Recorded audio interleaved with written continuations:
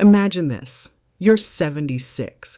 Your son swears he'll give you a trip to the sea so you buy a new suitcase, iron your dress, only to wake up on your birthday alone in an empty house. While you're praying nothing bad has happened to him, he's posting beach photos taken with your money. How do you survive such a betrayal and reclaim your dignity? Have you ever held on to a promise so tightly that it felt like hope itself? My name is Lillian Walker. I'm 76 years old, and I learned that even at my age, life can still surprise you, for better or worse. It was a brisk winter morning in Gentilly, a cozy neighborhood in New Orleans, when my story truly began. I woke up before the sun, my knees aching slightly as they often do on cold days, but my heart was warm with anticipation. Little did I know, one phone call that morning would plant the seed of a dream, and a lie I never saw coming. I shuffled into my small but well-loved kitchen, the aroma of chicory coffee filling the air as I brewed a pot. The radio was humming a soft jazz tune, one of those old instrumental pieces that always put me at ease. In the soft yellow light, I hummed along, stirring in a dash of cream. At 76, I thought I'd seen all of life's twists and turns, but I was about to find out how wrong I was. Just as I sat down at the table, the same oak table my Henry, God rest his soul, built for us 50 years ago, the phone rang. I reached for it, my hands trembling slightly with the usual morning stiffness.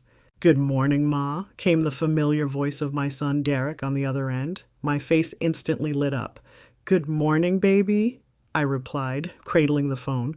Derek was 48, busy with work and his own family, yet he always found time for a quick hello. I treasured these calls more than I could say.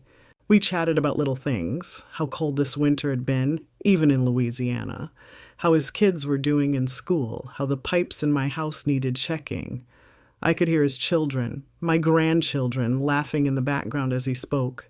Their laughter was a balm to my soul, a reminder that even with Henry gone, I was still surrounded by pieces of our love. I was content just to listen, not expecting anything more than the comfort of his voice. Then, seemingly out of the blue, Derek said, "Ma, I've been thinking. Your birthday's coming up in a couple months, and I want to do something special for you." I straightened up in my chair, a little spark of curiosity and joy igniting inside me. "Special? You don't have to fuss over me, child," I said, though the idea was already dancing in my mind. My birthdays had been quiet affairs since my husband passed, usually just church, a slice of sweet potato pie from a neighbor, maybe a phone call from Derek if he remembered. Could this year be different? My heart pounded at the thought, daring to hope for the first time in years. "I know I don't have to," Derek continued, a smile evident in his tone. "I want to. Listen, Ma, you've always talked about wanting to see the ocean. Not just the lake out by Pontchartrain, the real ocean, the beach. How about, for your birthday, I take you on a trip to the Gulf Coast, a week by the sea, just you and us?" For a moment I thought I misheard. The ocean? A trip? My breath caught in my throat. I pressed the phone closer to my ear. "You mean it?" I whispered. Derek chuckled. "Of course I mean it. You've done so much for us, for me. It's time we do something for you. We'll handle everything. Think of it as our treat, a family vacation for your birthday." 100 memories flashed through my mind, of little Derek playing on the Mississippi riverbank, of me teaching him to pray for better days after Katrina, of every sacrifice I made so he could have a good life. Now he wanted to give something back. My eyes welled with tears of gratitude and happiness. "Oh, Derek," I managed to say, my voice thick, "you have no idea how much that means to me." I could hear the grin in his voice. "You deserve it, Ma. Start thinking about what you want to pack. We'll go in the spring, right when the weather warms up a bit. The kids are excited to spend time with Grandma at the beach." His words wrapped around me like a warm blanket. The thought of feeling saltwater breeze in my hair and sand between my toes with my family by my side was almost too good to be true. For years, I had quietly longed to see the ocean, but I never imagined I actually would, not at my age, and certainly not in such fine company. We talked a little while longer, but after we hung up, I remained at the table in stunned silence, a joyful silence. I gently placed the phone down and pressed my palms together under my chin as if in prayer. In a way, it was a prayer, a thank you for this sudden burst of light in my life. Outside the window, the bare crepe myrtle trees in my yard swayed in a cold breeze. I watched a single brown leaf detach and flutter away, and instead of feeling the usual pang of winter loneliness, I felt hopeful. I had something to look forward to, something that made me feel alive again, and I wasn't about to let that feeling slip away. True to his word, Derek called me more often over the next few weeks to talk about the trip. Each conversation lit me up inside. I found myself going to bed with a smile, imagining the sound of waves and the sight of my grandchildren building sandcastles by my side. In the afternoons, I'd sit on my porch with a cup of tea, watching the world go by and daydreaming about dolphins and seashells. Gentily's usually mild winter began to soften into a gentle spring. As the camellias in my front yard started blooming pink and white, I felt like I was blooming too. Was it silly that a simple trip could make me feel this excited, this alive? One sunny day, I decided it was time to prepare in earnest. I took the bus down to the shopping district on Magazine Street. I wanted a new suitcase for the occasion. My old one was battered and broken from years past, and something about this special trip made me long for a fresh start, even in luggage. In the store, I ran my fingers over the options until I found it. A sturdy, medium-sized suitcase in a cheerful teal color. It rolled smoothly and was light enough for me to handle without trouble. I chuckled to myself, picturing how I might look strolling through an airport with this bright suitcase in tow. Who would have thought at my age I'd be fantasizing about airports and adventures? Yet there I was, feeling like a schoolgirl about to take her first trip out of town. I even bought a wide-brimmed straw hat from the same store, imagining the way it would shield me from the sun as I lounged on some sugar-white beach. Back at home, I dug through my closet to find my favorite dress, the one I planned to wear for my birthday dinner by the sea. It was a deep blue dress with white polka dots, modest and comfortable, with a matching hat and low heels. I hadn't worn it in ages, not since Henry and I celebrated our 40th anniversary at a jazz club downtown. The fabric still held a faint scent of that night, a mix of jasmine perfume and distant saxophone melodies. Holding it against me in the mirror, I actually twirled like a young woman, laughing at myself. My reflection showed a petite, gray-haired lady with laughter in her eyes. For the first time in a long while, that lady felt beautiful. I carefully packed the dress in tissue paper at the top of my new suitcase, along with a swimsuit. Imagine that, me in a swimsuit again. Some comfortable slacks and blouses, and even a bottle of sunscreen I'd picked up at the pharmacy. This was really happening. Every few days I'd call Derek to ask little things. Should I bring my own beach towel, or would the hotel have some? Would we drive or take a plane? He was always a bit rushed on the phone. Can't talk long, Ma, at work, but he answered enough. He said the flights were booked, that I shouldn't worry about a thing. Just be ready, Ma, he'd say. I'll come by at 8 a.m. on your birthday to pick you up. Have that cute suitcase of yours packed. I would grin ear to ear hearing that. I told a few of my closest friends at church about the upcoming trip, and they shared in my excitement. One of my friends, Doreen, teased me good-naturedly. You better send me a postcard from the beach, Miss World Traveler. I promised I would. Another friend, Marva, squeezed my hand and said, I'm so happy for you, Lil. You deserve a little sunshine. On the last Sunday before my birthday, our pastor even had the congregation sing happy birthday to me after service, since I'd be away on the actual day. I stood there in my favorite church hat, blushing and basking in the warmth of my community's love. Gentily is the kind of neighborhood where folks know each other. Many had seen me through all of life's ups and downs. Now they clapped and cheered, shouting things like Bon Voyage and Bring Us Back Some Sand. I felt so blessed. After so many quiet birthdays, this one was shaping up to be the celebration of a lifetime. What could possibly go wrong? The night before the trip, I hardly slept a wink. I triple-checked everything. The house was tidy, a neighbor would watch my cat while I was gone, and my bags were fully packed by the door. I even laid out the outfit I'd wear on the journey. Comfortable sneakers, my nicest jeans, and a light sweater. Before getting into bed, I knelt down slowly, joints protesting, and said a prayer.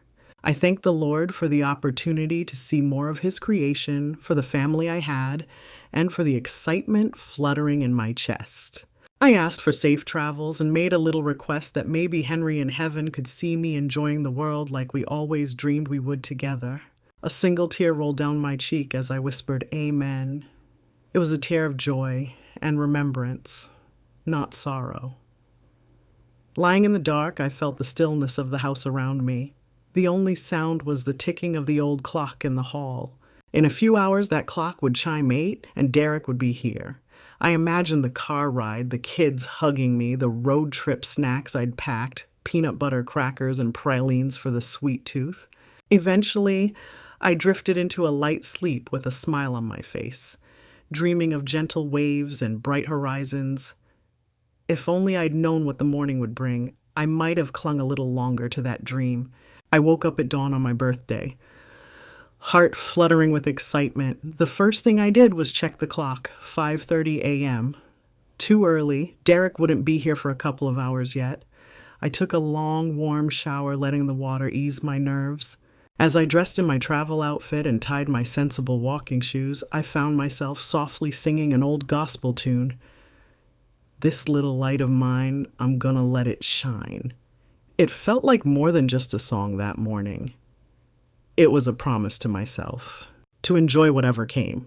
The sky outside was painted in lavender and pink, a glorious sunrise that felt like a good omen. I remember thinking, today is going to be a beautiful day. By 7:45, I was completely ready. I had my light sweater on and my purse slung over my shoulder. My new teal suitcase stood by the front door, gleaming and eager to be rolled out. I glanced around my living room, everything tidy and in its place. On the coffee table lay a small vanilla birthday cake I'd bought for myself and the family, just a little something to share in case we didn't find time for cake later. It had white frosting and Happy Birthday Lillian piped in blue. I imagined Derek and the kids singing to me that evening by the shore, maybe with candles if the sea breeze allowed. My stomach danced with anticipation. 8 o'clock came and went, and the only sound in the house was that old clock chiming. I peered out the window. No car in the driveway except my own old sedan. Where were they? I told myself not to worry. Maybe they were just running late or traffic held them up. Derek would have called if plans had changed, wouldn't he? I decided to give it a little more time. I busied myself by double-checking the stove, off, of course, rearranging the items in my purse and pacing the living room. By 8:30, I started to feel a gnawing worry. I dialed Derek's number. It rang and rang, then went to voicemail. I left a cheerful message, maybe a touch too cheerful, masking my nerves. Hi, Derek, honey, it's Mama. I'm all ready. Give me a call when you get this. Love you. By 9 o'clock, that worry was no longer tiny. Something was wrong. I called again, this time reaching voicemail immediately. His phone might have been turned off. I left another message, this one unsteady. Derek, it's Mama. I'm just checking in. I haven't heard from you. Hope everything's okay. I'm waiting for you, baby. Call me. I tried his wife's cell too, but got nothing. I even peeked over the fence to ask Marva, my neighbor, if she'd seen any sign of them. She hadn't. She offered to come sit with me, but I thanked her and insisted I was fine. Surely they were on their way. Another hour crept by. The ticking clock grew louder in the quiet house. I couldn't help recalling all the times I'd waited for Derek over the years, waiting for him to come home by curfew as a teen, waiting for him to call when he first moved away, waiting for him to visit after his children were born. I'd always forgiven his lateness or lapses. Life gets busy, I told myself. But this was different. Why would my son forget something so important? The question throbbed in my mind, but I quickly pushed it away. Surely there was a logical explanation. Maybe an emergency came up, maybe one of the kids fell ill, or there was a mix-up with the flight times. Yes, that had to be it.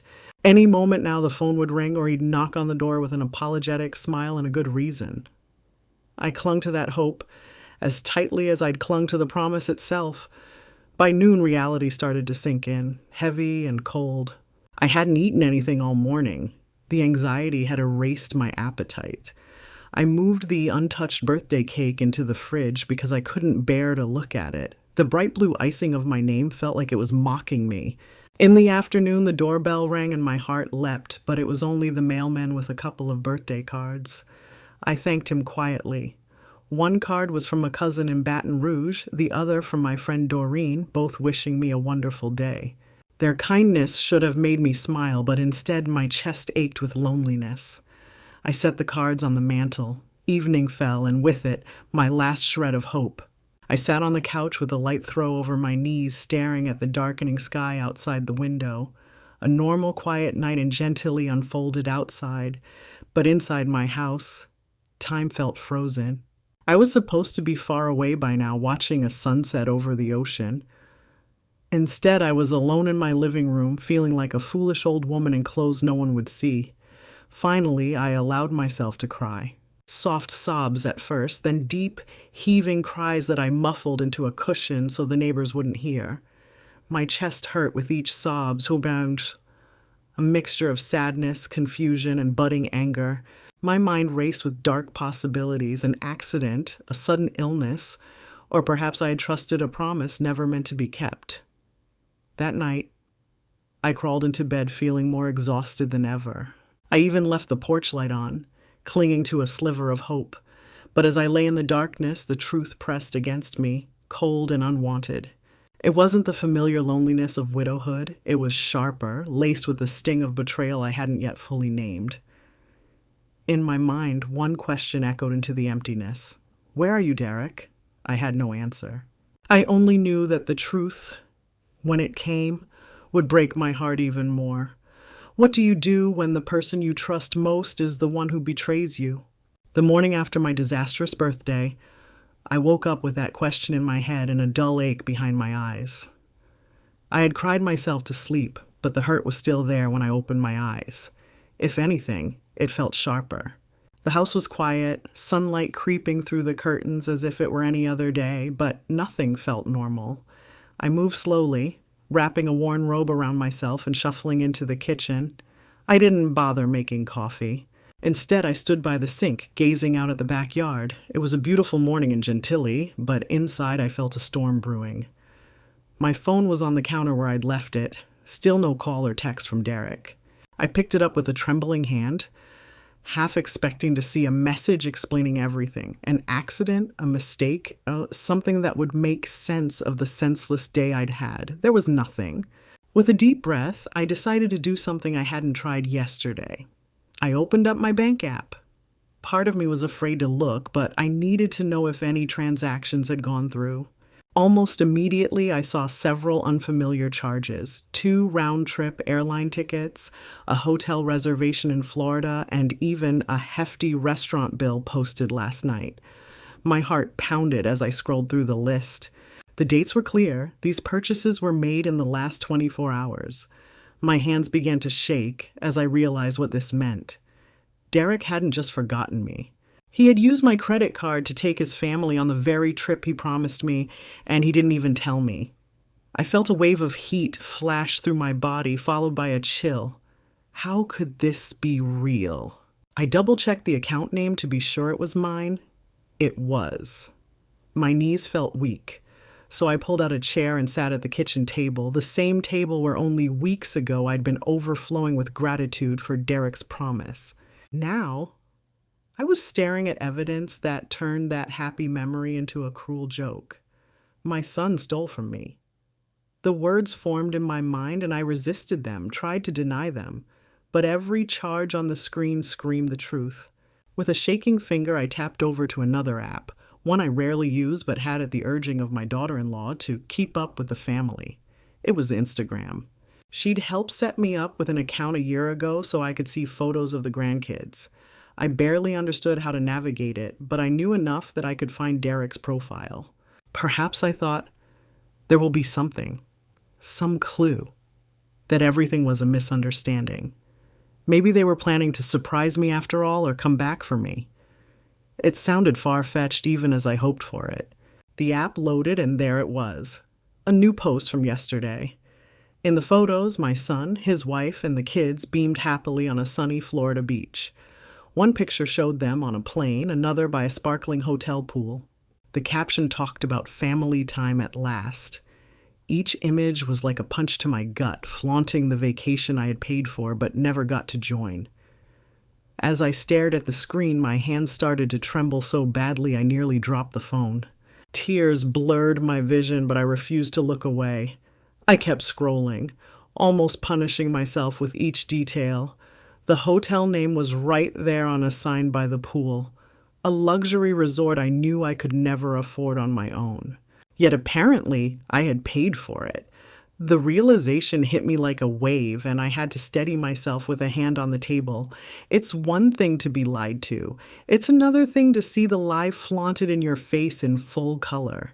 I didn't remember standing up, but suddenly I found myself on my feet, pacing the kitchen as a surge of emotions crashed over me. I was hurt, yes, devastatingly so. But in that moment, anger began to boil up from somewhere deep. My mother's heart had been so worried that something terrible might have happened to my child. Now that I saw the truth, that he was fine, that he was better than fine, basking in the sun without a care, a fire ignited in me. How dare he? How dare he use my love and my money to give himself a carefree vacation while I sat home crying? I could feel my pulse in my temples as my blood pressure rose. I wasn't sure if I was going to scream or sob again. Instead, I did something unexpected. I wanted to scream or sob, but instead a short, bitter laugh escaped me. I sank back down into the chair, feeling suddenly drained. My anger, my sadness, my disbelief, all of it swirled inside, leaving me exhausted and confused. I thought about calling him right then and there, confronting him over the phone, but what would I say? What could I say that could possibly convey the depth of this hurt? Besides, he'd ignored my calls. I doubted he'd answer now. I pictured them at that fancy resort. Maybe they were at the poolside bar this very minute, my treat. I wondered if he even felt a shred of guilt, or if he assumed I'd just quietly accept this. The thought made my jaw tighten. I looked again at the happy faces in the photo on my phone. Those were my grandchildren, sweet, innocent babies who likely had no idea that their vacation was built on Nana's broken heart. And there was my son, a man I raised to be kind and honest, grinning without a worry. For a flash, I saw him not as the boy I nurtured, but as a stranger, someone capable of hurting me deeply and not even looking back to see the damage. It was a terrifying feeling, like the ground under my feet had cracked open. How could my own child do this to me? The question echoed in my mind, but no answer came. All I knew was that nothing would ever be the same. But what was I supposed to do now? I spent the rest of that day in a haze, cycling through anger and sorrow like a pendulum that couldn't settle. One moment, I'd be on the verge of tears. The next, I'd feel so furious I could scream. I didn't know what to do with myself. By afternoon, I realized I needed to at least take some practical steps, however small. Derek was still unreachable. No surprise, but I could stop him from causing further damage. My hands shook as I dialed the number on the back of my credit card. "Ma'am, we can freeze the card and dispute the charges," the credit card representative said, after I haltingly explained the situation. I didn't mention it was my son who stole the card. I couldn't bear to say those words aloud. Instead, I murmured that my card had been misused and left it at that. The woman on the phone was kind. She asked if I wanted to report it to the police. I opened my mouth, but no sound came out at first. Report my own son? Could I really do that? Send him to jail for what he'd done? A hot flush of shame and confusion washed over me. After a pause, I heard myself reply softly, "No. No police. Just cancel the card, please." When I hung up the phone, I felt a small measure of relief knowing he couldn't rack up any more bills on me. But the relief was quickly swallowed by a tide of heartbreak. I sank into my armchair, staring at the framed photographs on my mantel. There was one of Derek as a gap-toothed little boy, grinning wide as he held up a birthday cake I'd baked him decades ago. Next to it, a picture of him at his college graduation, me and Henry flanking him, pride glowing on all our faces. I even had a recent family portrait of Derek's family and me together last Christmas. Everyone wearing matching red sweaters, all smiles. The weight of those happy memories pressed down on me, and I wondered if they were all a lie. 48 years of loving my son, had it really come to this moment of betrayal? I felt a deep ache in my chest, as if my heart were bruised black and blue. I clutched the arms of the chair, trying to steady myself. Part of me wanted to march out that door, find the next flight to Florida, and show up at that fancy resort to demand answers. But I knew I wasn't going anywhere. I was too tired. And more than that, I shouldn't have to chase him down. If Derek had a shred of decency left, he should be the one rushing back to me to beg forgiveness. By the second day, my shock was hardening into resolve. I got out of bed, showered, and decided I wouldn't hide in my house drowning in tears. I had done nothing wrong, and I refused to be ashamed. That Sunday, I dressed in my church clothes and went to morning service as usual. It took every ounce of strength to hold my head high. Inside, I was boiling with hurt. But I greeted folks with a polite smile, deflecting their questions about my birthday trip. I simply told them it had been postponed and that I didn't want to discuss it yet. Most seemed to sense my discomfort and didn't press further. Only Doreen pulled me aside after the service, her eyes full of concern. "Lil, are you all right?" she asked gently. Doreen and I had been friends for over 30 years. She could read me like a book. I opened my mouth to lie, to say I was fine, but the words wouldn't come. My composure cracked. Right there in the little church hallway, I felt my eyes fill with tears. I hated making a scene, but Doreen just wrapped her arm around me and led me to a quiet corner. "What happened, hun?" she whispered, handing me a tissue from her purse. I hesitated.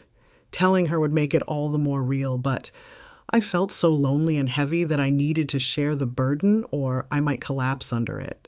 In a halting voice, I told her about Derek's promise, the missed birthday, and what I discovered afterward.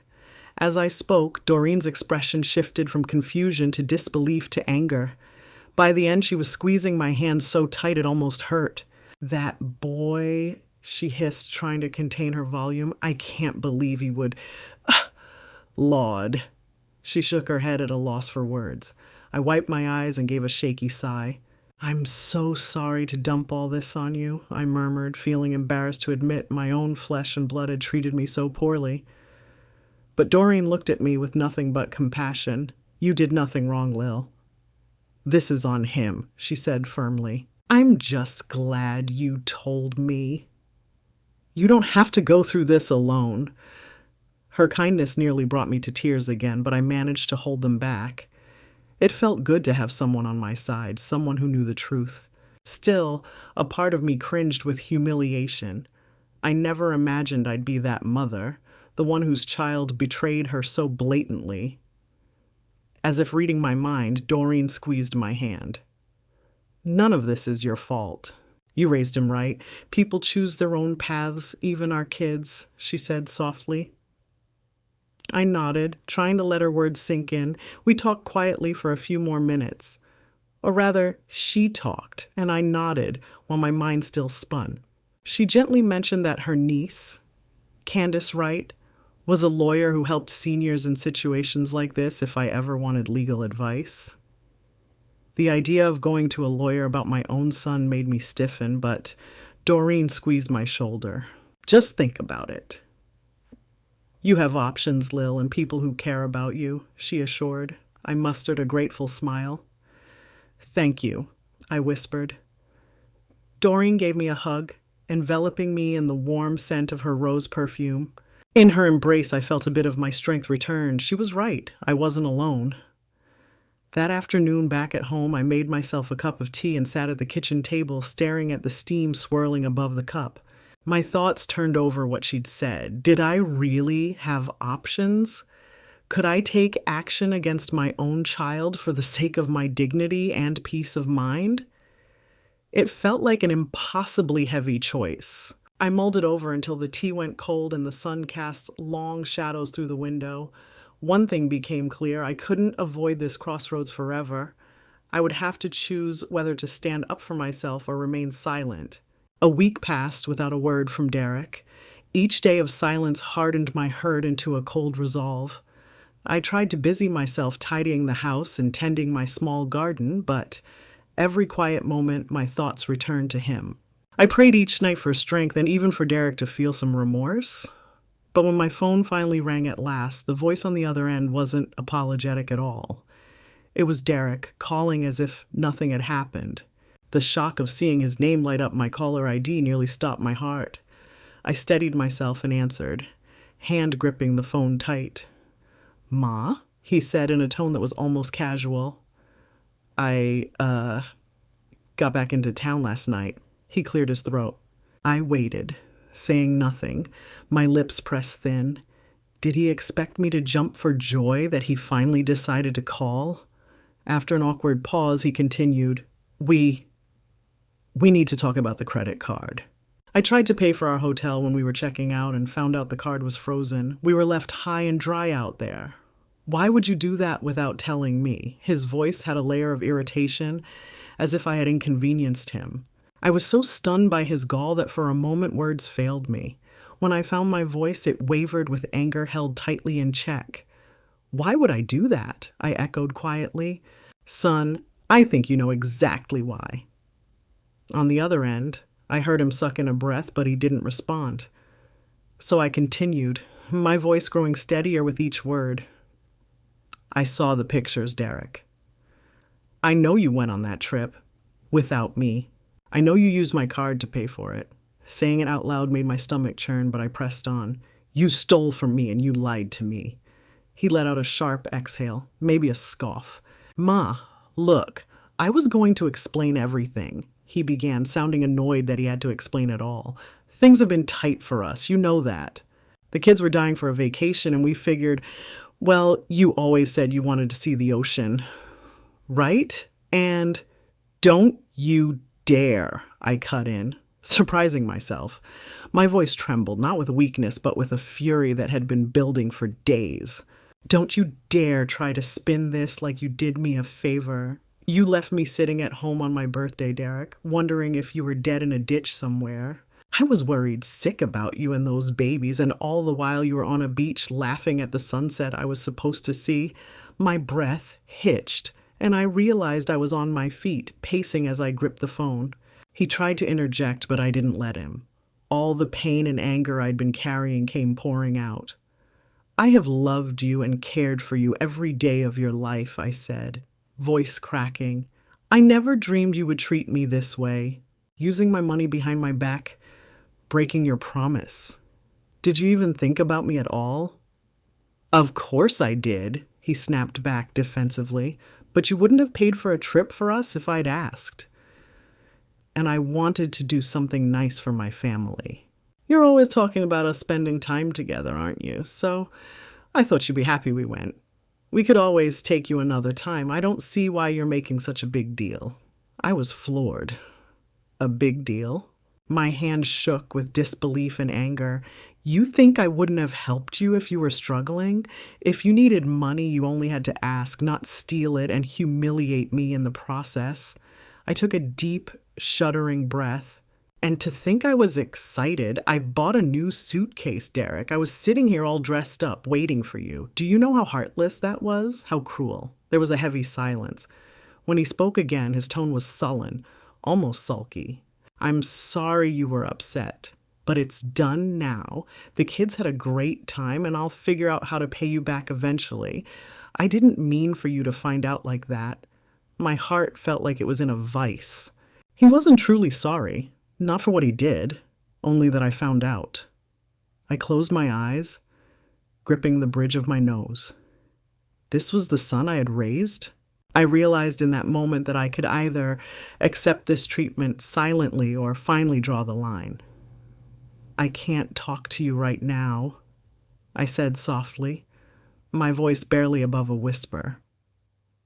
All the anger had turned to exhausted sorrow. "Please don't come around here for a while, Derek." Not until I decide what to do about this. What to do about this, he echoed, a mix of incredulity and irritation in his voice. Ma, what's that supposed to mean? You're not actually thinking of, what, you gonna cut me off because of one mistake? It ain't like you need the money that bad. The dismissiveness in his voice was the final straw. Before I let him hear me break down, I simply said, "Goodbye, Derek," and hung up. My whole body was shaking. I had to set the phone down on the table to steady myself. I stared at it, half expecting him to call back in anger or even show up at my door, but the phone stayed silent. In the quiet that followed, I felt something shift inside me. The last thin thread of hope I'd held, that maybe he didn't mean it, that maybe this was all a bad misunderstanding, snapped. It was as if a curtain had fallen, and I could see clearly. My son was not the boy I'd raised, not right now. He had become someone who would take and take until I had nothing left. If I let this go, I knew it would only happen again, or worse. I thought of what Doreen had said, "You have options," and I thought of what I owed myself. I wasn't just a mother. I was a person who deserved respect and security. With trembling resolve, I grabbed the business card Doreen had given me with Candace Wright's number on it. That evening, as the sun dipped low and painted the sky orange, I picked up the phone once more. My fingers dialed the number and I pressed the phone to my ear. A clear, confident voice answered, "Candace Wright's office." I swallowed hard, my pulse thudding. "Hello," I began, voice wavering only slightly. "My name is Lillian Walker. I believe Candace is expecting my call." In that moment, I felt a strange calm wash over me. It was the calm of a decision made. I was taking my life back, one step at a time. And whatever came next, I knew I was no longer alone in this fight. When is the right time to draw a line and protect yourself, even if it means standing against your own child? I sat in the reception area of Candace Wright's law office with that question rattling around in my mind. It was a crisp Monday morning when I went to see her, just a day after I'd made the call. I'd hardly slept the night before, anxious and heartsick, but determined. The small waiting room smelled of fresh coffee and lemongrass air freshener. My friend Doreen insisted on driving me downtown, and now she sat beside me, giving my hand a reassuring squeeze now and then. I was grateful. Walking into a lawyer's office to discuss something so painful felt like one of the hardest things I'd done in my life. The door to the inner office opened, and a tall, poised black woman in a navy blue skirt suit emerged with a warm smile. "Mrs. Walker?" "Hi, I'm Candace Wright," she greeted me, extending her hand. She looked to be in her early 40s, with hair in neat twists and an air of confidence that immediately put me a little more at ease. I stood up and shook her hand. "It's nice to meet you, Ms. Wright," I said softly. My voice wavered, despite my efforts to sound composed. Candace guided us into her office, a cozy room with sunlight streaming through a window and walls lined with framed certificates. As we settled into chairs, she gave Doreen a nod of recognition. They had obviously met before. "Auntie filled me in a bit, but I'd like to hear from you. In your own words, what's been going on?" Candace said gently. She placed a box of tissues on the desk near me, a small gesture that nearly cracked the shell of composure I was fighting to maintain. I took a deep breath, clasping my hands in my lap to hide their trembling. I recounted everything. The promise of the trip, the birthday I spent waiting in vain, the credit card charges and Instagram photos, and the bitter phone call afterward. By the end of my story, my eyes were brimming despite my efforts to stay composed. It hurt to lay it all out, but I also felt a grim relief in finally speaking the full truth. Candace let out a slow breath, her face reflecting a compassionate sternness. "Mrs. Walker, I am so sorry that you've had to go through this," she said. "Financial abuse within families is more common than people realize, but that doesn't make it any less heartbreaking when it happens to you." Hearing the word abuse made me flinch, but I knew she was right. What Derek did was a kind of abuse, even if I'd never wanted to think of it that way. Candace continued, her tone calm but resolute. "The good news is there are steps we can take to protect you and your assets moving forward." The first thing is to ensure your son has no further access to your finances. She glanced at some notes on her desk. You've already canceled the credit card he used, which is great. Do you have any joint accounts with him, or has he ever had power of attorney or been an authorized user on any of your bank accounts? I shook my head firmly. No, nothing like that. Henry, my husband, and I never put Derek on our accounts. And after Henry passed, I kept everything in my name. Derek. He did help me set up online banking a while back, but I've changed all my passwords since this happened. I recalled the day after our phone confrontation. I'd gone online and updated every password out of an abundance of caution. Good, Candace nodded. That's important. We may also want to alert your bank in writing about what happened, just so they have it on record to be extra vigilant. Legally, since he used your card without permission, it's fraud. I understand if you don't want to pursue criminal charges. She looked at me kindly, but we can still put safeguards in place. I bit my lip and nodded.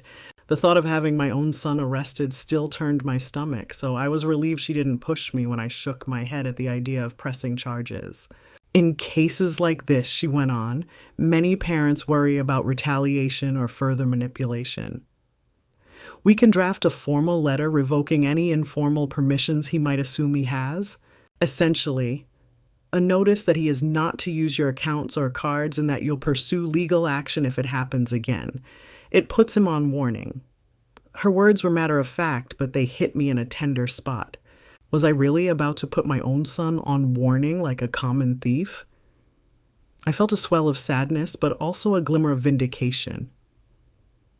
Do you think that will be enough? I asked quietly. Candace folded her hands on the desk. It's a start. We can also help you change your PINs, maybe even set up identity theft monitoring in case he tries something under your name. The main goal is to make sure he can't take anything else from you without your knowledge. She slid a few documents across the desk for me to sign. A formal letter to Derek revoking any access to my finances and warning of legal action if he tried to misuse my accounts again, and an agreement hiring her firm. Seeing it laid out in black and white was jarring, but I knew it had to be done. My hand trembled as I signed each line. With every stroke of the pen, it felt like I was reclaiming a piece of my life. By doing this, Candace said softly as if reading my thoughts, you're taking back control. It may feel uncomfortable because it's your son, but you have every right to be safe and respected. This letter might also be the wake-up call he needs. I nodded, swallowing the lump in my throat. I wasn't sure Derek would wake up so easily, but it felt good to be doing something concrete. Thank you, I murmured. Doreen, who had been quiet most of this time, piped up reassuringly. You're doing the right thing, Lil. Don't doubt that. Before we left, Candace made copies of everything and promised to handle the mailing of the letter and contacting the bank's fraud department with me. I left her office with a folder of documents in one hand and Doreen's arm linked through the other. Stepping out into the spring sunlight on the busy street, I felt dazed, but oddly lighter. I had taken the first step toward protecting myself. As we walked to the car, a thought struck me like a distant rumble of thunder. How would Derek react when he received that letter? In the days that followed my meeting with Candace, I experienced a strange mix of peace and anxiety. On one hand, I finally felt like I had taken control of a situation that had made me feel powerless. On the other hand, I knew that a storm could be brewing once Derek received that letter. I kept busy to stave off the nerves, spring cleaning the house from top to bottom, attending church meetings, even baking a batch of praline cookies for my neighbor's little boy's birthday. Outwardly, life began to assume a semblance of normalcy again. But inside, I was on high alert, bracing for whatever would come next. Every day around the time the mail was delivered, I found my heart beating a little faster, wondering if today would be the day he got the letter. Candace had sent it with a signature required, so she assured me we'd know exactly when he received it. Sure enough, 3 days after our meeting, I got a call from Candace. He signed for it this morning, she said simply. I thanked her, my voice tight, and hung up. I stood there in my kitchen for a long moment, pressing my hand to my chest to calm the thudding there. Derek had the letter in his hands. What was he thinking? How would he react now that he was officially cut off from my money? I didn't have to wait long to begin finding out. That very evening, my phone buzzed with a text message from him. My stomach flipped as I opened it. It was not an apology. Far from it. It was a barrage of accusations.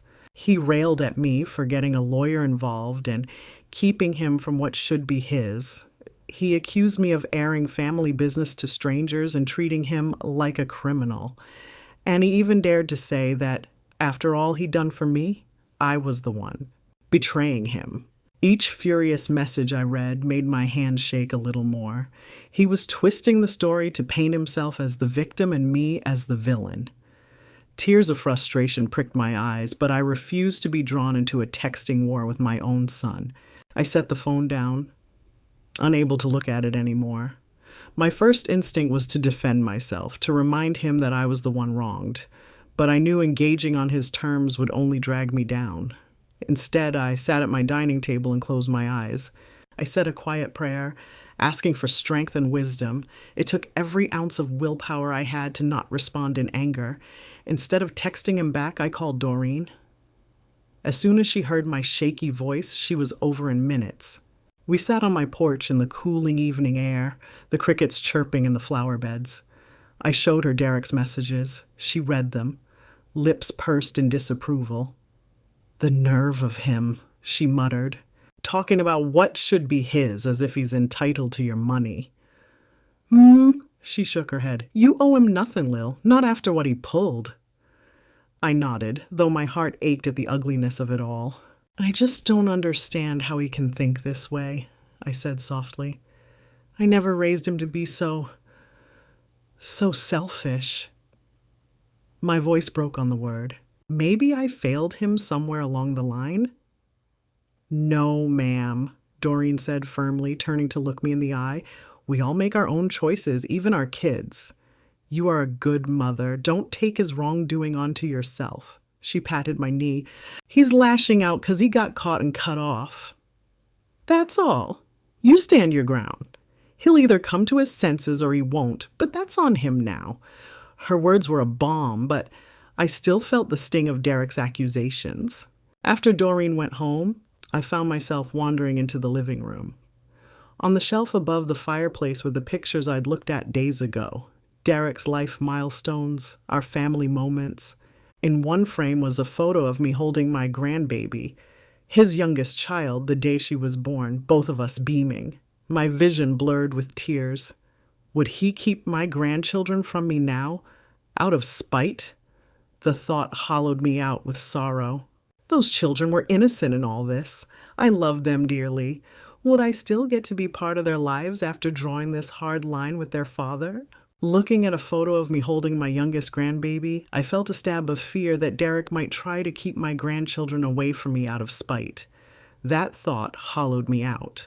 I ended up writing a short, gentle note to my grandkids, telling them that Nana loved them and missed them.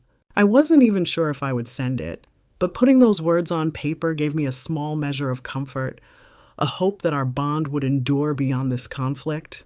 Late that night, after tidying up the kitchen and double-checking the locks on my doors, I sat in bed and opened my Bible to a familiar psalm. The words blurred as I tried to read, my mind drifting. I closed it and whispered a prayer into the stillness. Lord, I've done what I think is right. Please give me strength to see it through, and please watch over my son and change his heart if it be your will. My tears fell then, hot and silent, because even after everything, a mother's heart doesn't stop loving. I knew I had to protect myself, but I still yearned for the boy I raised to do right. I fell asleep with that prayer on my lips. 2 more days passed without any direct contact from Derek beyond those spiteful texts. I heard from Candace that he hadn't tried anything further with my bank or accounts, a small relief. With each day of silence, I steeled myself more. I reminded myself that I didn't cause this mess. I was simply refusing to be a victim of it anymore. On the 3rd morning, just as I was finishing my breakfast of oatmeal and coffee, I heard the crunch of car wheels on my gravel driveway. My heart lurched. Through the lace curtains, I saw Derek's car pulling up. He had never come by unannounced before, certainly not after recent events. The bowl in my hands rattled against the table as I set it down. He was here, in person, and I had no idea what was about to happen. I took a deep breath, willing my hands not to shake. It was time to find out whether the boundaries I'd set would hold against the storm that was about to walk through my front door. I rose from the table, my knees nearly buckling beneath me, and made my way to the front door.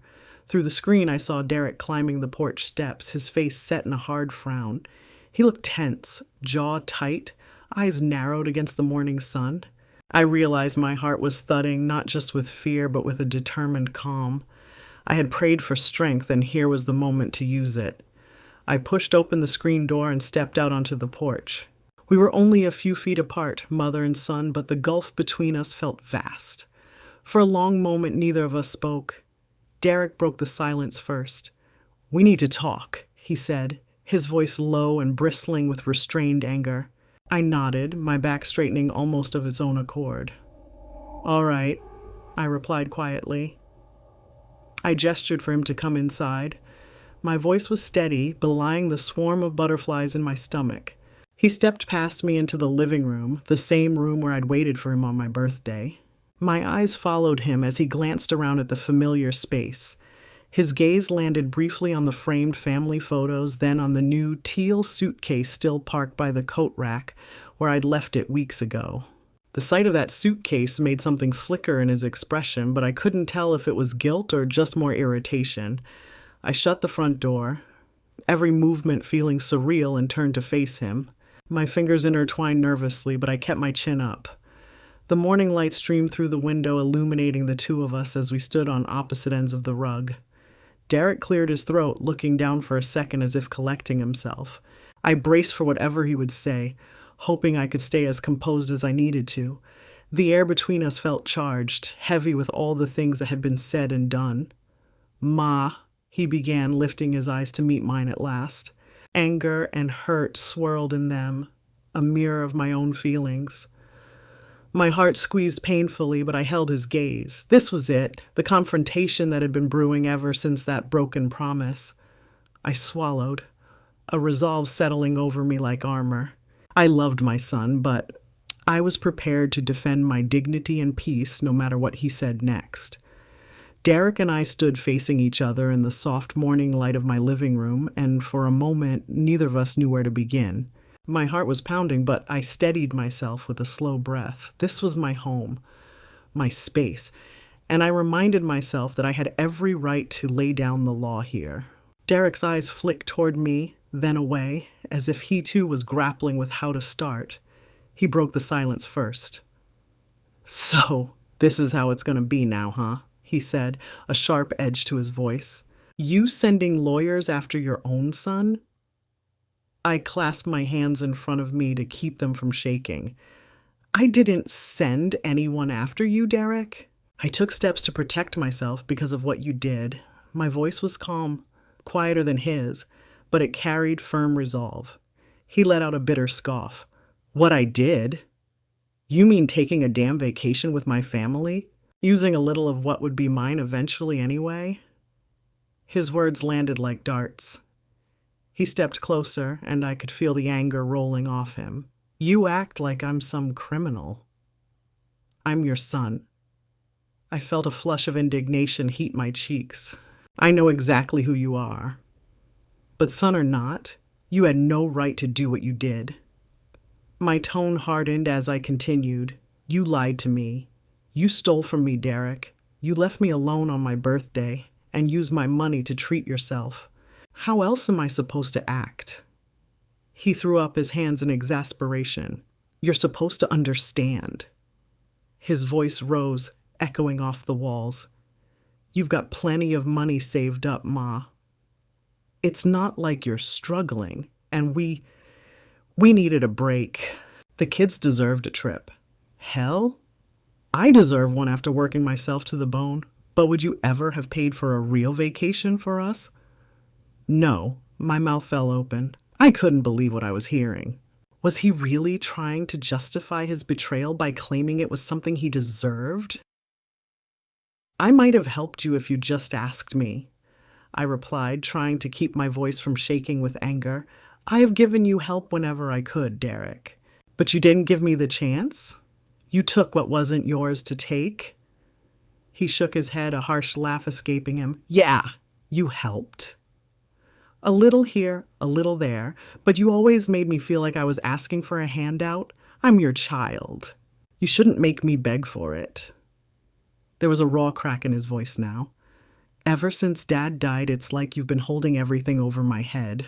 I'm trying to build something for my own family, and you're just sitting on money you'll never even get to spend. His words struck like a slap. I blinked, stung. Was that how he saw it? I struggled to keep my composure. That money, Kalsasmite, what little there is, I save for my retirement and for emergencies. It's not your personal fund, Derek, and I am spending it on my bills, my medicine, my life, the life I'm still living, I added pointedly. He began pacing a short line in front of the couch, running a hand over his head in frustration. You don't know what it's like nowadays raising kids, trying to make ends meet. Dad would have understood, he muttered bitterly. He wouldn't have dragged lawyers into this. A surge of anger flared in me. Don't you dare bring your father into this, I said, my voice low. Your father would be heartbroken to see you treating me this way. He worked himself to the bone for both of us, and he taught you better. This isn't about me not understanding hardship, Derek. I've lived through plenty, raising you, keeping this family afloat after your father passed, surviving hurricanes and layoffs and everything else life threw at us. I always understood, but I will not excuse what you did. He stopped pacing and glared at me. I saw a flash of guilt or uncertainty in his expression when I mentioned his father, but it vanished as quickly as it came. So what now? He snapped, spreading his arms. You cut me off from everything? You'd rather trust some outsiders and legal papers than your own blood? You know how embarrassing it was to get that letter? To have her. He practically spat the word. Tell me I can't access anything without you threatening to call the cops on me. My own mother threatening me like I'm a thief. I swallowed hard. If the shoe fits, I said quietly. The barb landed. Yeah, I could tell by the way he flinched, but I pressed on. Gentler. I didn't want to humiliate you, Derek, but I had to make it clear that my finances, what little I have, are off limits to you now. I had to draw that line because you already crossed it. He stared at me, chest heaving. You think I wanted it to come to this? You think I wanted any of this to happen? His voice cracked, and for a split second I saw tears glint in his eyes. I was gonna include you, Ma. We would have gone on another trip, I swear. I needed to do something nice for my family. And yeah, I went about it the wrong way, okay? But this, he gestured around, meaning the lawyer, the letter, all of it. This is you going nuclear on me. I felt a slight softening in my chest at that flicker of vulnerability in him. Going nuclear? Derek, I didn't press charges. I could have my own eyes welled now. Do you have any idea what it felt like for me? Waiting all day, thinking you might be dead somewhere, then finding out you were celebrating without me, with my money? I was devastated. My voice broke despite myself, and I brushed a tear away. I never wanted things to get ugly. I wish you had just talked to me, treated me with respect. He looked away, jaw working. Respect goes both ways, he muttered. Respect? I echoed, almost unable to believe my ears. How have I not shown you respect, Derek? By refusing to let you steal from me twice? I could hear my own anger sharpening again, but I fought to keep my tone measured. He pressed his lips together, a muscle in his jaw twitching. By airing our dirty laundry to a damn lawyer, by treating me like some stranger, you could have just talked to me. I felt a surge of incredulity. Talk to you? I tried. You ignored my calls on my birthday, remember? And when we finally did talk, You didn't show a shred of remorse. Even now, you're mostly angry that I told someone what you did, not that you did it. He flinched at that and his eyes flickered. We both knew it was true. He opened his mouth as if to argue, then closed it. Instead, he changed tactics. All right, I messed up. Is that what you want to hear? I'm sorry, okay? He spat the words out bitterly. But you went and drew up battle lines. A letter basically threatening to cut me out of your life. What kind of mother does that? My heart wrenched. He had hurled the question at me like a dagger, and it found its mark. What kind of mother had I become? One who had to protect herself from her own child. The pain of that realization fueled a quiet strength in me. A mother who has been hurt one time too many, I said softly. A mother who has to set boundaries because her grown son wouldn't respect her or her things. He looked at me, and I saw his eyes were red, emotions churning just beneath his hardened expression. For a second, I thought he might finally truly apologize, or at least drop the anger. But then he swiped at his eyes and scowled. You know what? Fine. You want your precious boundaries, keep 'em. His voice turned cold and cutting. I hope they keep you warm at night when you're old and alone. Because you keep this up, Ma, and you won't have a family left to bother you. I sucked in a breath as if I'd been slapped. His words hung in the air, cruel and heavy. A part of me wanted to lash out and tell him to leave that instant. Another part of me wanted to break down and sob. But I did neither. Instead, I stood as tall as I could and spoke with a calm that surprised even me. If my family demands that I let myself be used and disrespected to keep them around, then maybe I won't have a family left. And that will be your choice, Derek, not mine. His nostrils flared. Don't turn this on me, he growled. I raised a hand gently, a gesture to pause this downward spiral. My voice softened, trembling just a bit. I'm not turning anything. I love you, son. That will never stop. But I will not let you treat me like a doormat. Love doesn't survive that way. Our relationship won't survive if it's built on you taking advantage of me. I took a shaky breath, my eyes pleading with him to understand. I want you in my life, Derek, and I want to be in yours. But not like this. Not with lies and stealing and shouting. We both have to be better than that. For a moment, his face contorted between anger and something like sorrow. I dared to hope I'd reached him. He turned away, pressing his fingers to his temples. You don't get it, he muttered, voice thick. You're choosing money over me. No, I said firmly. I'm choosing self-respect. I'm choosing fairness. I'm choosing not to be lied to. He gave a harsh snort. Same difference in your head, maybe. He grabbed his car keys from his pocket, the jangling sound cutting through the tense quiet. We're done here. Panic fluttered in my chest as he strode toward the door. This was it. He was leaving, possibly for good. Derek, I called after him, my voice a mixture of love and desperation that I couldn't quite hide. He paused at the door, hand on the knob. He didn't look back at me. You made your choice, he said, flat and angry. Don't expect to hear from me anytime soon. And don't expect to see the kids either. I'm not going to let you mess with their heads while you're pulling this stunt. A small cry escaped my throat. That hit the deepest wound of all. But I swallowed hard, forcing myself to speak calmly one last time. If that's what you feel you need to do, I can't stop you, but I'll be here. I'll be here if you ever decide to come back and talk this through properly. My voice shook despite my efforts. I pray you will, Derek. I'll keep praying for you. He let out a dismissive huff, pulling the door open. Without another word or a glance, he walked out, slamming the screen door hard behind him. I flinched at the sound of it, the final punctuation mark on our confrontation.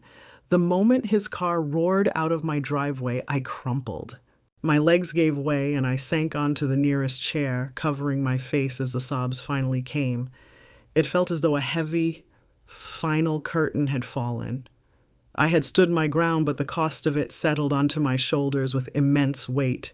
My own son had walked away from me, furious and cold, threatening to cut me out of his life.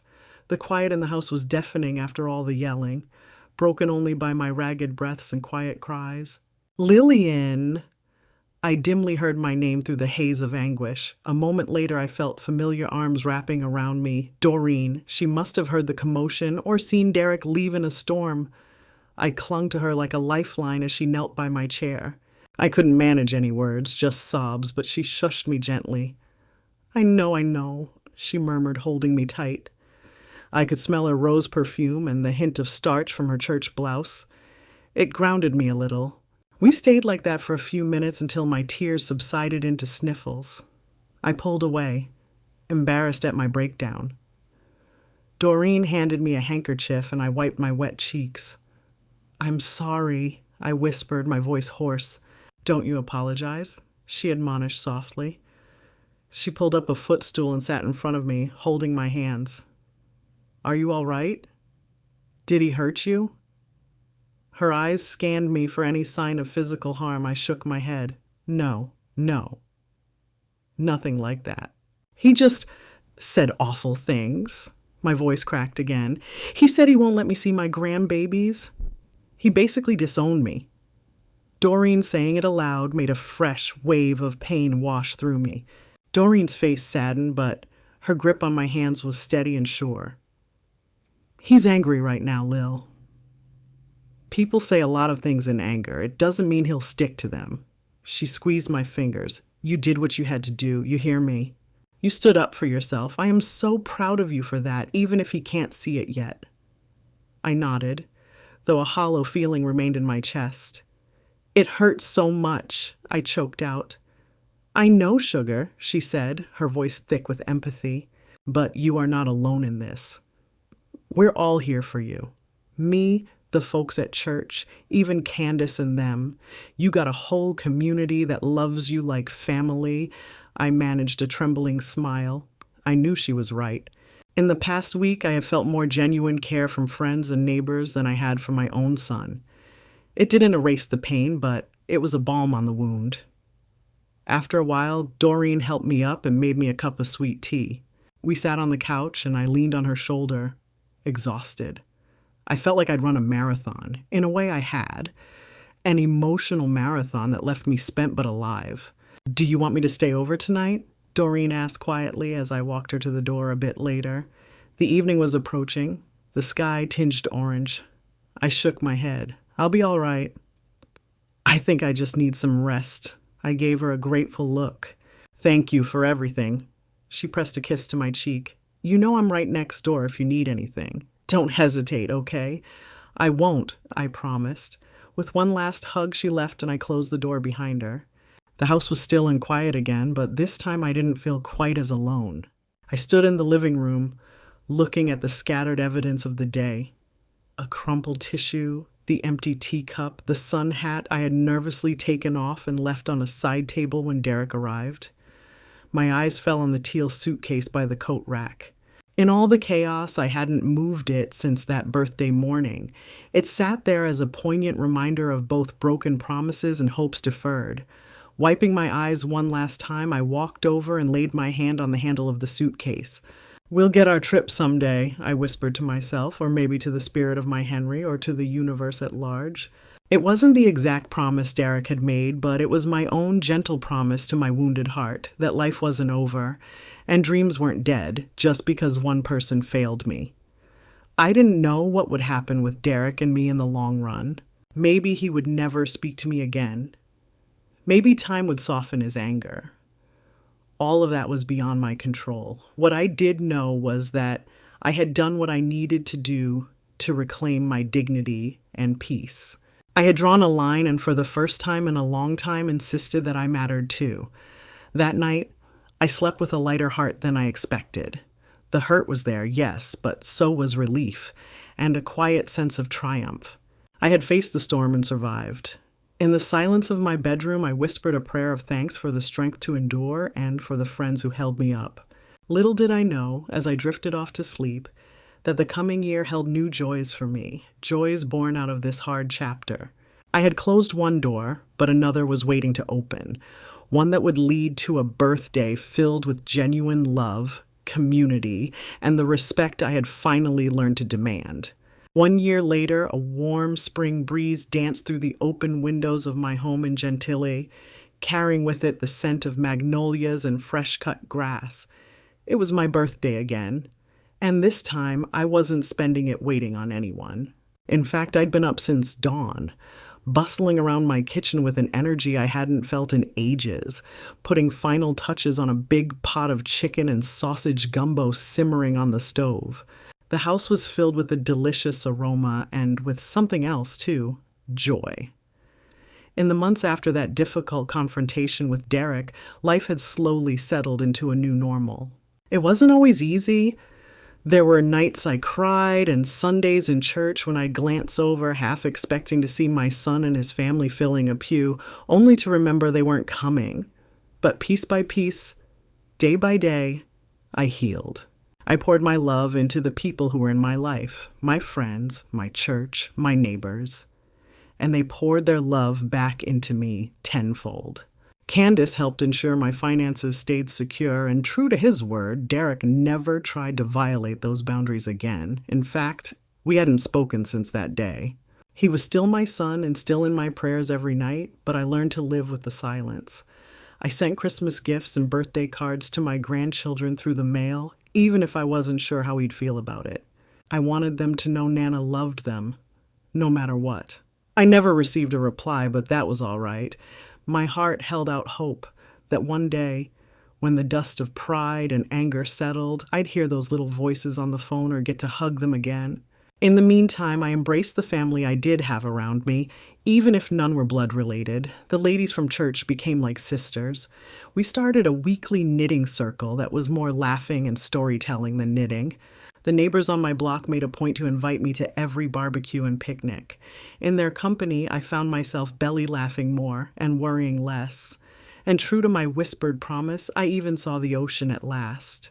About 6 months ago, on a sunny October weekend, Doreen and 2 of my other girlfriends piled into a car with me and drove to Gulfport, Mississippi for a girls' beach getaway.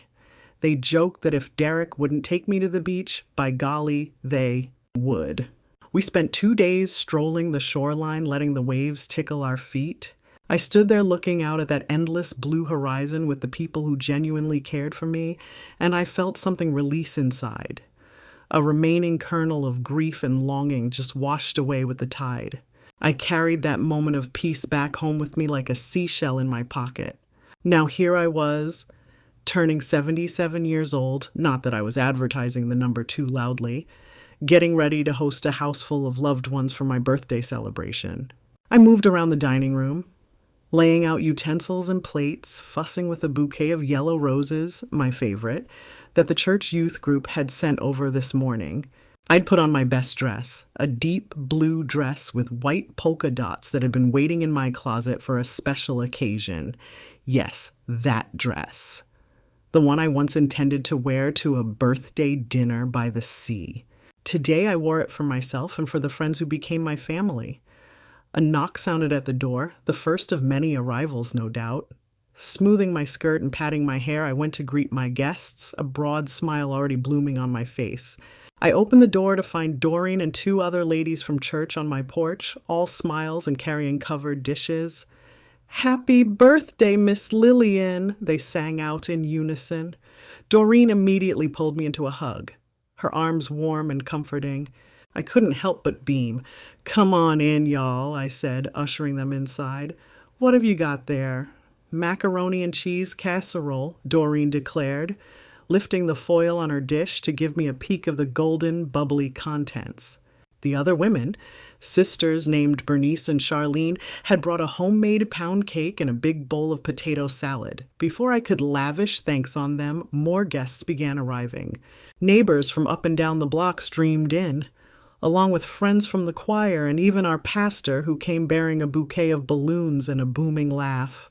Candace Wright showed up as well, looking a tad shy until I folded her into a grateful hug. She'd become something of a friend over the past year, too. Soon my living room was filled with cheerful chatter and the sound of old Motown tunes playing softly from a speaker one of the younger folks set up. They knew I loved a little Marvin Gaye in the background. Every corner of my house seemed to overflow with people and warmth. Coats were piled on my bed, kids darted through the yard playing tag, neighbor kids who called me Auntie Lil, and the dining table was covered edge to edge with food that everyone had contributed. The gumbo was a hit. I caught Pastor sneaking a third bowl, and the cake was awaiting its grand debut later. At one point, I stepped back and simply watched the scene. Friends, clinking punch cups, Mrs. Green from next door laughing as she balanced my neighbor's toddler on her hip, Doreen animatedly telling a story that had a group of folks roaring with laughter. The house was alive with love. I realized I'd never hosted a gathering this big or joyful in my life, and it was all for me, in a way. When it was time to cut the cake, Bernice and Charlene carried it out from the kitchen with 20 thin candles flickering on top.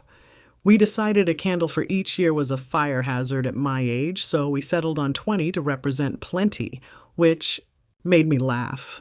Everyone gathered around, their faces shining.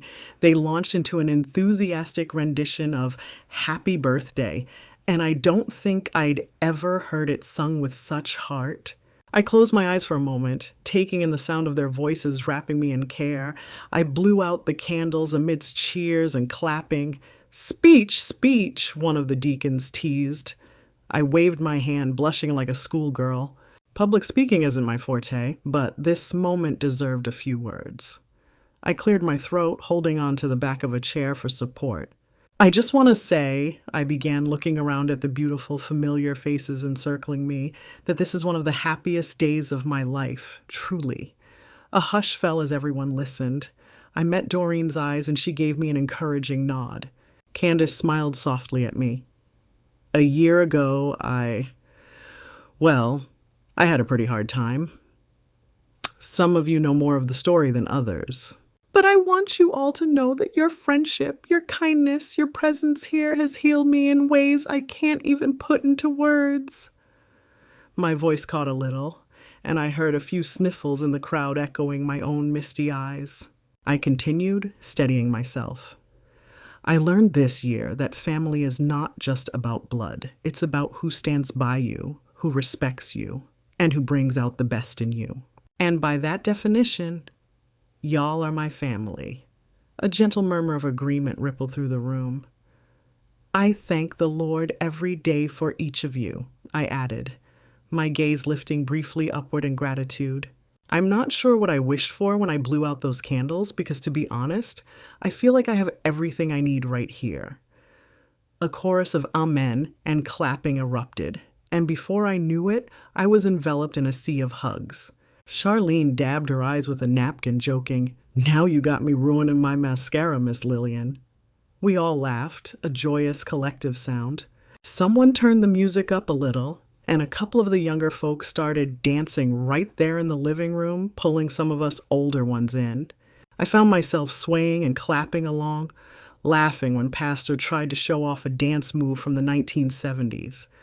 I hadn't felt this light in years. As the afternoon sun streamed golden through the windows, I caught Candace's eye across the room.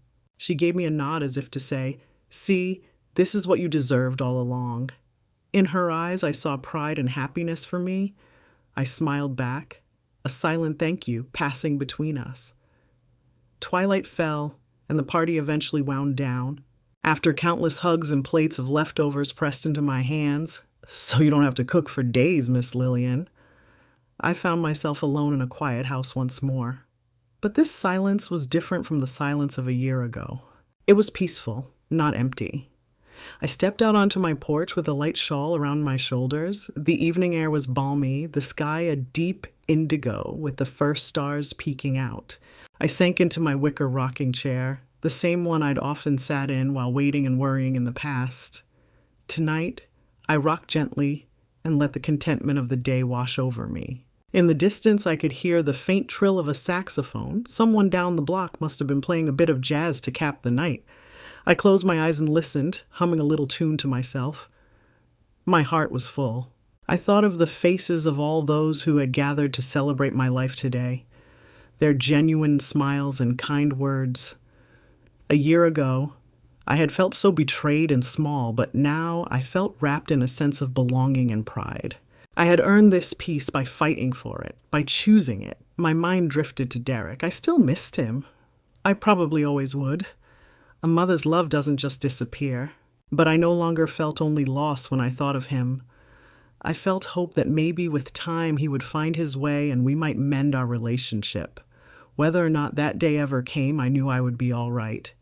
I had my faith, my friends, and myself.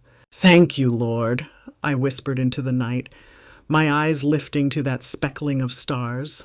It wasn't a dramatic prayer, just a simple utterance of gratitude. For the strength to stand up for myself, for the support that had found me when I needed it most, and for the love that now filled my life in place of sorrow. Fireflies began to wink in my front yard, dancing among the azalea bushes. I watched them and smiled. At 77 years old, I felt more alive and more myself than I had in decades. I had learned that it's never too late to set things right in your life, to draw boundaries, demand respect, and open your heart to new blessings. Sitting there on my porch, I realized that the uneasy, dependent quiet that once hung over my days was gone. In its place was a lively, dignified peace that I had carved out for myself with the help of my community. I wasn't a victim of circumstance anymore. I was the author of my own story. And what a beautiful story it was turning out to be. As I finally rose to go inside, I took one last look at the night sky. Another year of life was beginning for me, and it glimmered with promise. I pressed a hand over my heart, feeling it beating steady and strong. "Happy birthday, Lillian," I murmured to myself with a little laugh. Then, carrying the warmth of this day with me, I headed in and shut the door gently against the night, knowing I would never again feel truly alone.